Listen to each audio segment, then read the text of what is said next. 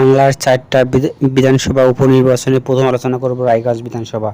২০২৪ সালের লোকসভা ভোটে এখানে কৃষ্ণ কল্যাণী প্রায় ৬৮,১৯৭ ভোটে পরাজিত হয় বিজেপির কাছ থেকে।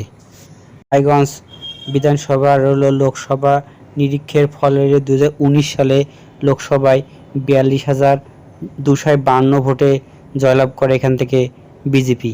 তারপরে ২০২৪ সালে এই বিধানসভায় ৪৬,৭৩৯ ভোটে পরাজিত হয় টিএমসি। এখানে ২০২১ সালে রায়গঞ্জ বিধানসভায় কৃষ্ণ কল্যাণী বিজেপির থেকে তিনি তখন ২০,৭৪৮ ভোটে বিজেপির পক্ষে লড়াই জয়লাভ করে ২০,৭৪৮ ভোটে। আর পরবর্তী দ্বিতীয় নম্বর বিধানসভা রানাঘাট দক্ষিণ বিধানসভা। এই বিধানসভায় ২০১৯ সালে বিজেপি ৪৪,৯৩১ ভোটে লোকসভা ভোটে জয়লাভ করে বিজেপি, এবং ২০২১ সালে বিজেপি এখানে ১৬,০০০ ভোটে জয়লাভ করে, এবং ২০২৪ সালে ৩৭,০০০ ভোটে জয়লাভ করে লোকসভা ভোটে। এখানে বিজেপি এগিয়ে আছে। পরবর্তী বিধানসভা বাগদা বিধানসভা। এই বাগদা বিধানসভায় ২০১৯ সালের বিজেপি এখানে লোকসভায় ২৪,৪৫৭ ভোটে জয়লাভ করে লোকসভা ভোটে। ২০২১ সালে বিধানসভা নির্বাচনে ৯,৭৯২ ভোটে মুকুটমণি অধিকারী তিনি এখানে জয়লাভ করে।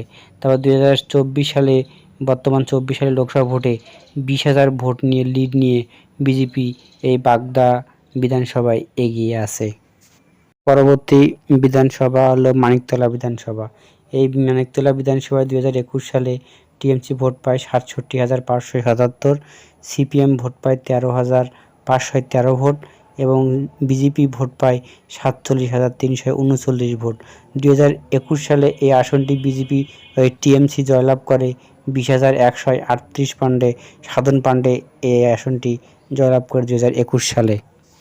মানিকতলা বিধানসভা ২০২৪ সালে এখানে টিএমসি ভোট পায় ৬৬,৯৭৪ ভোট ৬৪ ভোট, এবং কংগ্রেস ভোট পায় ৯,৪২১ ভোট, এবং বিজেপি ভোট পায় ৬৩,৩৮৯ ভোট।